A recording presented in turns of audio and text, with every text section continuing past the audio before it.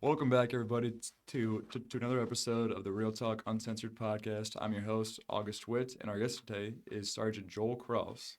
How you doing today, Joel? Not too bad.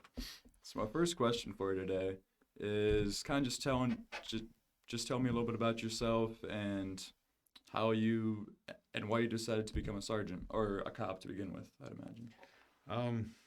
Born and raised in Dubuque, Clark College, so I actually graduated with a graphic design and degree. So Really? I did that for a few years at a small company that doesn't exist anymore in Dyersville. And someone I knew was testing for the department, and I was job hunting at the time. So I'm like, I'll test with you. I got nothing going on. And we both ended up getting hired. Right. He left after a while, and I'm still here. So I think I got my corporal promotion about 3.5 years ago, and kind of allowed me to do what I'm doing today, which a lot of lucky timing. So how long have you been with the force? It'll be 17 years in August. Really? Oh. So in that time, because I just assumed that you decided to be a cop to begin with, but that's actually interesting that it wasn't your first path. Nope. But then since you've become a cop and a sergeant, can you tell me a little bit about some of the experiences that you've gone through? Like, is it what you expected it to be? Oh no, there's a whole lot more to it. But I think that kind of happens with everybody who gets hired. But I did patrol for about 10 years, and then there was a little small unit that was more like a street crimes unit. It was like a patrol investigator, we called it. So any of the, I don't know, like there's more than one burglary or something going on where things are linked, or like the big, like if there's a lot of check frauds, like someone's passing a lot of bad checks, anything that was going to take a lot of investigation piecing together, it would fall to those guys. So I did that for a year and a half.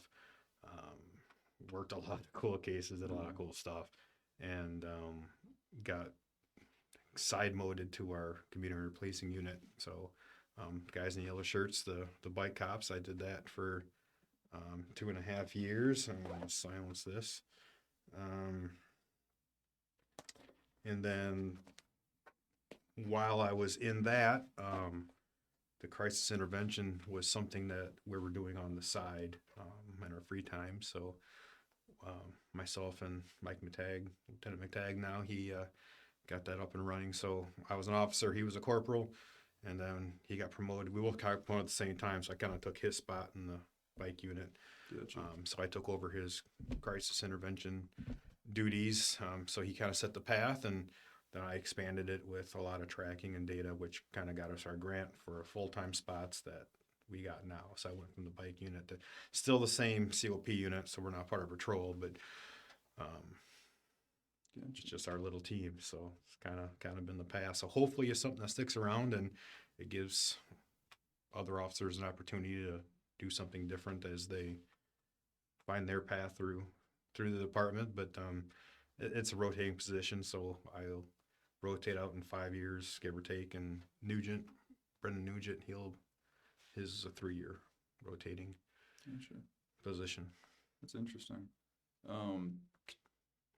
Could you talk a little bit about how you kind of got involved with the Founding Youth and kind of what that looks like for you? Yeah, so it was something that, like a pilot program that Caprice Jones and Chief Jensen put together to kind of expose us officers to some of the difficulties that people face, maybe with police and past bad experiences, and kind of give us an understanding where some people are coming from.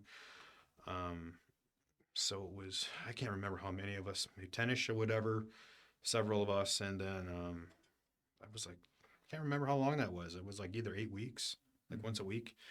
And then they did the same for our command staff. And then so they wanted someone who already been through it once to kind of help with that. So then I did it a second time. And then Caprice invited some of us to go to Real Talk. And first couple times, like, I felt awkward making everyone else feel awkward. But I think it was great in terms of building that trust with people. And, having building that empathy that people can really come from a tough spot. And then at the same time, like, we're just really here to help. And even if you had bad experiences with our officers, like, hey, Joel's not a bad guy. We can at least trust him. So, and that was kind of the whole thing of our community-oriented policing unit to begin with, is just get out in the community, hit those events, and build those bridges, rebuild that trust. So it takes a long time to build, but it can disappear in a hurry. So we do a good job in Dubuque. We like to keep it that way. I definitely think so. I think that program is so cool because there definitely is an imbalance or like a disconnect between police and people in poverty and addicts and so what, because the police are here to help, and that's how it should be. Yeah. And a lot of times we're there because something bad happens and we're that punitive part. So then we get associated with, well, there's your ride to jail, and that help really isn't there. You know, we're kind of what I want to say. You become like hated in a way. Yeah, but I mean, it's like, you know, oh, you did A and we're the consequence. Yeah. And sometimes that's a necessary part, but I think building this part is how can we, you know, prevent that part? Can we intervene beforehand and not, especially when it's not a criminal thing, it's a brain health thing, it's a substance abuse thing. Let's get you to treatment. Let's get you better. You don't need to sit in jail where you get worse. You don't get better. We're making inroads, so it's kind of cool to build something different. It's incredible. It's awesome. Is there anything from that program that really stood out to you, or something that you learned from that kind of just a different way of thinking that you didn't have before because of it? Which program? The one with the Founding Youth. Not necessarily. I just always thought it was, I said, like, the hardest thing a person can do is be like, I'm not really happy with where I'm at in life, or I think I can do better, and it's super hard. I mean, that's one hell of an ego check to give yourself, and to see what, you know, how Caprice almost did that kind of by himself and what he's built, and now he's that helping hand everybody else. I mean, that's killer, and I can only do so much, but to have someone who's been there, like live that life, that's absolutely what we need to really. I mean, you come to Real Talk and you see it, like people who got involved in whatever prison they were at, and they're here now, and like they're killing it on the outside, and it's like, hell yeah, man, go do good things. Yeah, it definitely is awesome. So one of the things that I like about this podcast that I try to do is to talk about struggles in people's lives, to kind of help other people who are going through something similar to either relate or to get advice from. Could you talk about a point in your life that was maybe the hardest challenge that you've had to go through, and kind of what you learned from that, and advice you would give to somebody who maybe is in that situation or went through a struggle? Probably not personally, really, but very close family members. And it's really hard when you're trying to intervene early and they just don't want the help, or they don't think they need the help, and can't really force anything, and you just waiting for the train wreck, and you hate to have someone learn the hard way, but sometimes that's what it takes. But when they're ready, it's like, all right, let's make it happen. And especially with what I do now, there's sometimes a lot of that. I mean, there's a lot of resources out there, but we have a lot of people who are just, I don't need anything. Okay, well, people don't really get better on their own typically, and then so unless they get worse, there's forced intervention, or they get arrested, and we can maybe do something in the back end with jail diversion or something. That's where people just simmer, and it's not good, but there's not much you can do with the way things are set up. So, I mean, that's definitely true, and it's always hard when you're watching someone, especially like a loved one who's doing it to themselves, and all you want to do is help, but that they don't they're want. not that. ready for it. Exactly. It's part of that process that Caprice talks about a lot.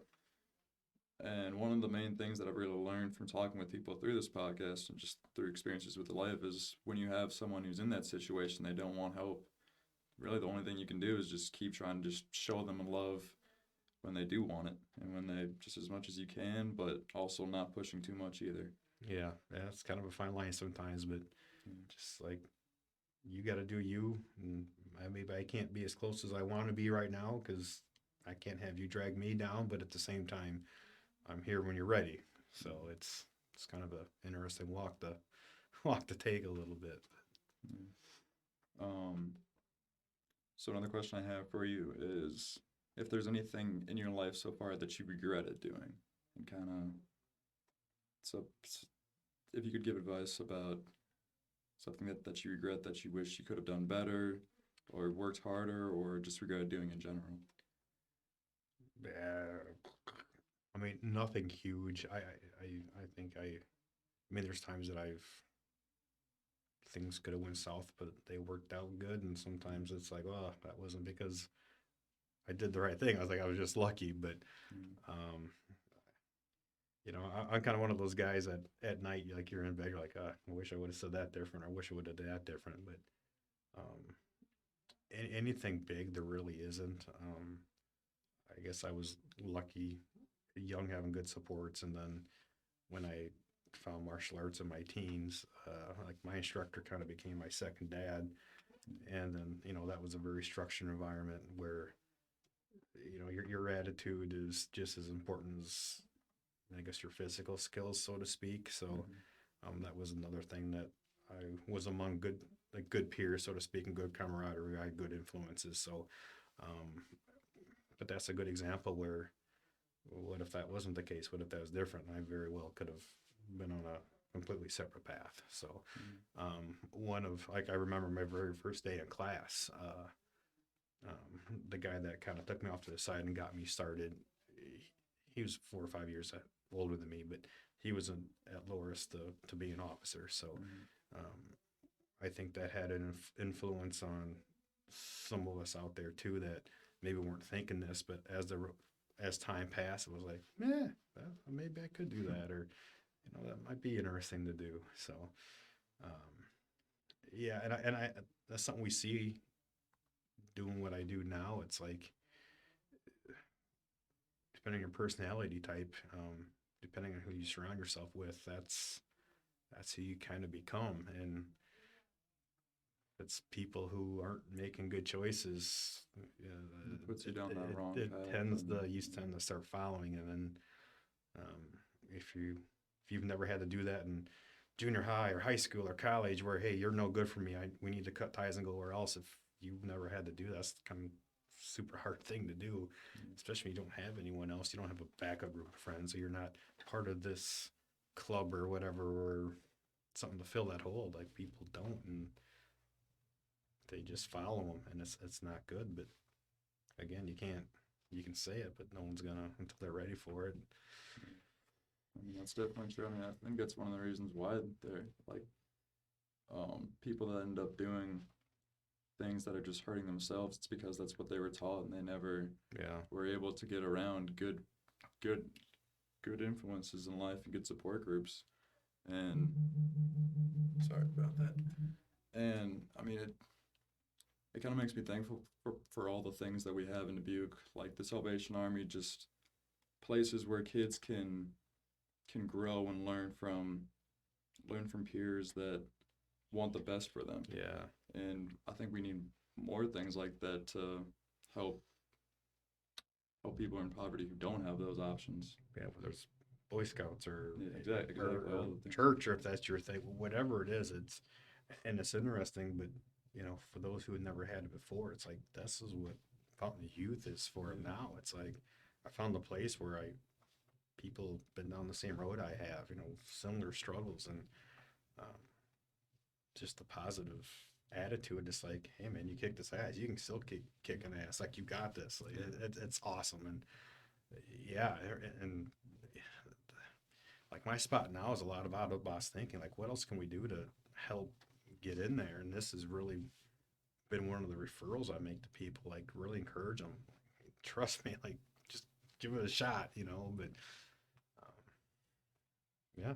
I mean, it's been, I mean, when you guys first started coming, I don't know if I was here for the first time that you came, but I mean, people talk about still when there's when you guys are in the room, it makes them feel uncomfortable because of that, because of history and trauma and whatnot. But by doing that, you're creating a new connection and a Yeah. new understanding of you're a person just like everybody else. You know, And it is really cool to see. I think so many people in Real Talk have benefited so much from that.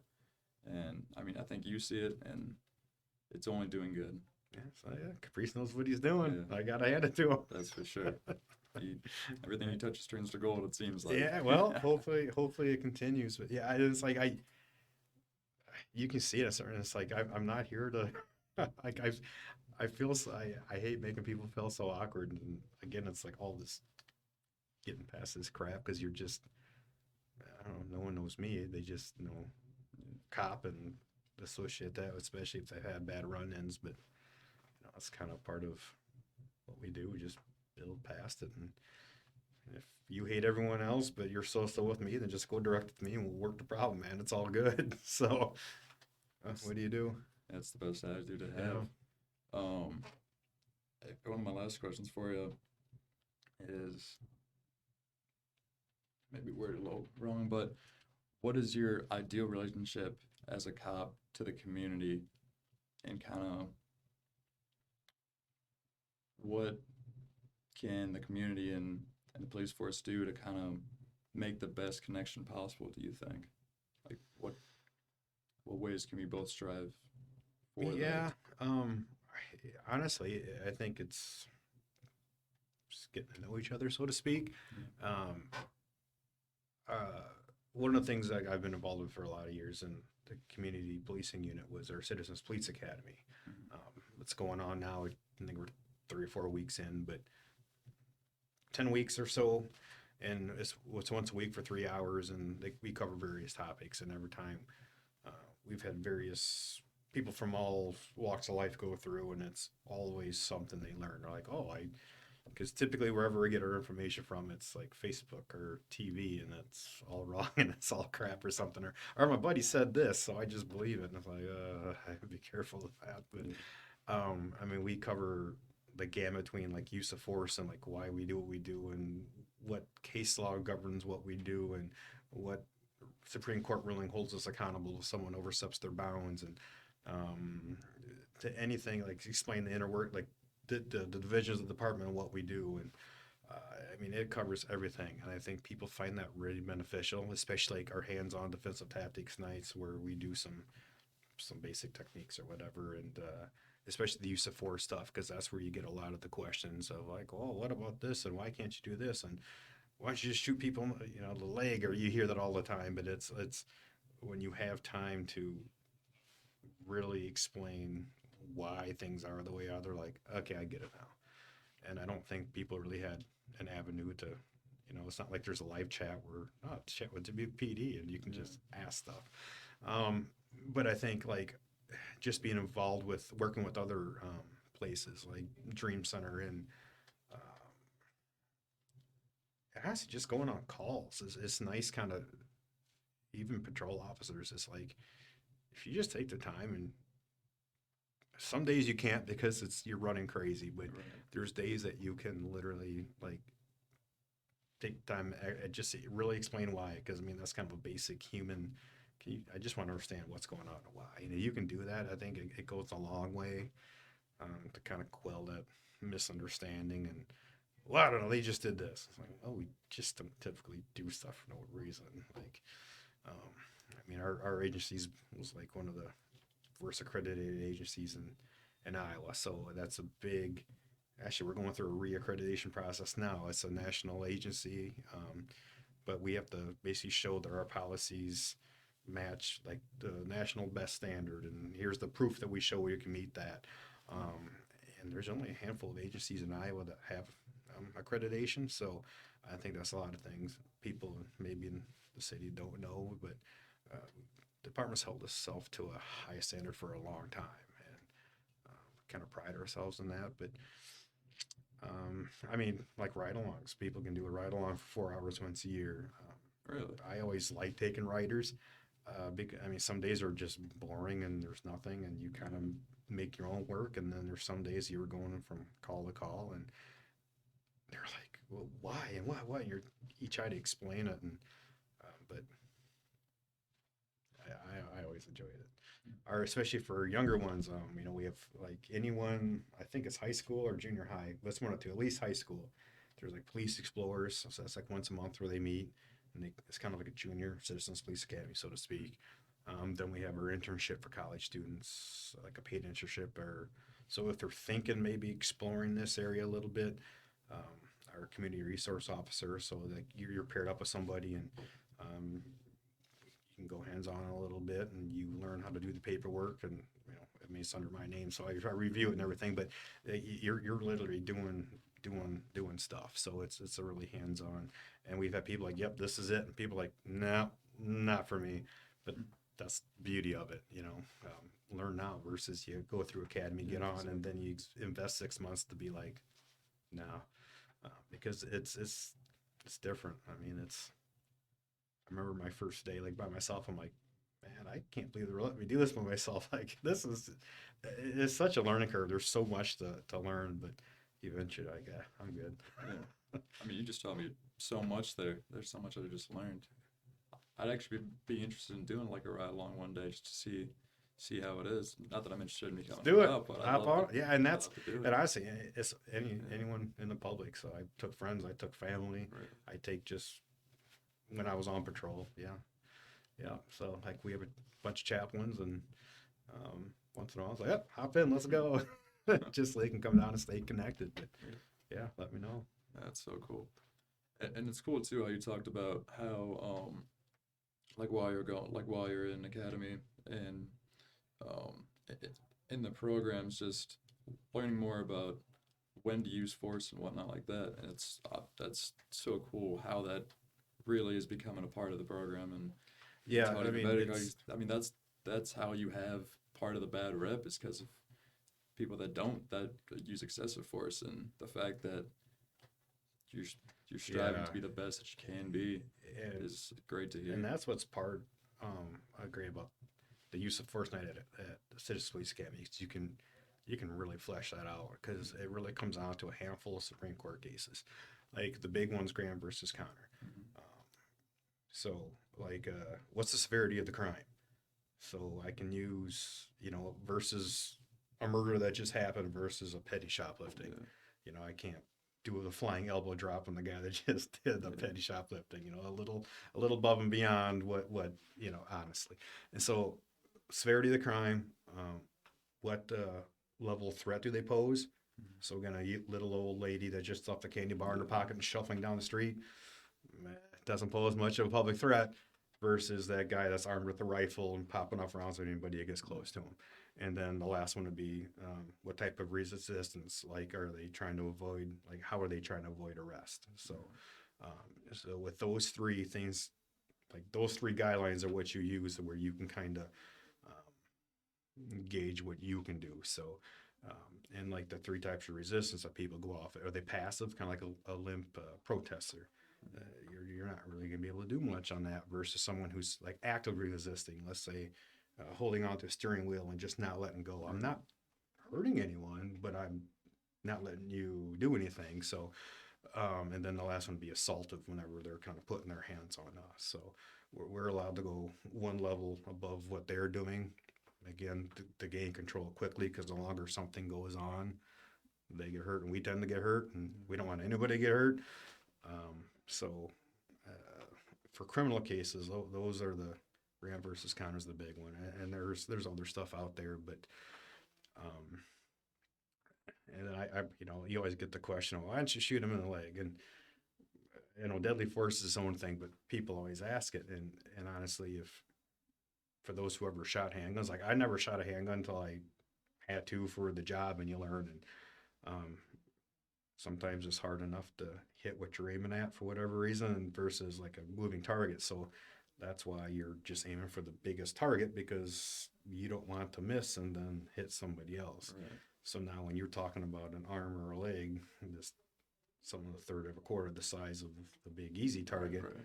you're putting everyone else at risk. And that's literally as simple as that.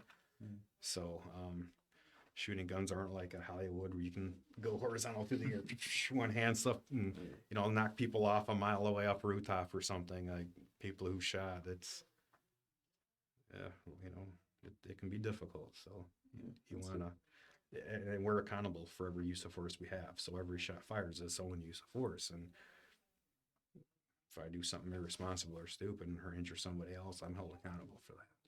So again, hopefully, it's Dubuque. We're don't have a lot of issues here. It's great. I think the last time we've had anything was 12 years ago when we had the armed robbery at Knickers. So I mean, we've had close calls. Yeah, I mean, every couple bad situations a year. So I mean, the possibility is always here. But we have firearms training twice a year. It's something that keep up on. God forbid it happens. It's goes as smooth as it could. I mean, nobody ever wants to come to work to do something like that, but it's always a possibility where today could be the day that it's going to go south bad. So we hope it don't, but got to be ready for it. Yeah. Because we can't control what other people do. Which would make my job a lot easier if we could. Yeah, so. But you're training for it the right way. Yeah. You're aware of everything. I have two last questions for you. The first one, if somebody wanted to just ask you a question, what's the best way that they could reach you or talk to somebody on the force? I'd imagine just going to the police station, but maybe there's more you can say about that. If they want to hit me up directly, I think Caprice has my information. He could give you my email, give you my phone number. I work 8 to 4 Monday through Friday typically. I mean, some days I've got stuff going on, but get a hold of me. Shoot me an email. Gotcha. He has my contact info. You can always stop down, but then you're kind of waiting for someone to be available. Right, depends on the day. So yeah. Gotcha. And then my last question for you is, if you had one message for the world, what would it be? Oh boy. Yeah. Jeez. Man, that's a good one. Narrowing it down to one. August, what are you doing to me? I don't know. Make you think.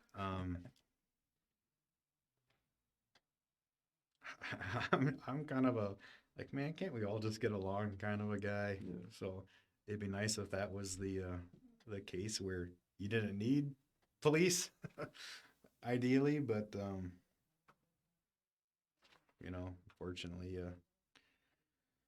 there's always a small number of bad apples that ruin it for a lot of people. So I don't know. I'd like to just the philosophy minor in me, if we could just mature as a whole and just really, whatever goal that would be, I just think society is a wise. We have a lot of, and we cover it here in Real Talk sometimes. It's, my wants and desires first and foremost, and to hell with everyone else. And that doesn't lead to a lot of good things. So I think if our society could have a more mature attitude about things, I think we could be shocked at what we could accomplish, but we'll see what happens. Just be kind to everyone, right? It should be that easy, but some people have a very hard time with that. That was well put. I enjoyed this conversation. Thank you, Joel, for being here today. Well, thanks for the opportunity.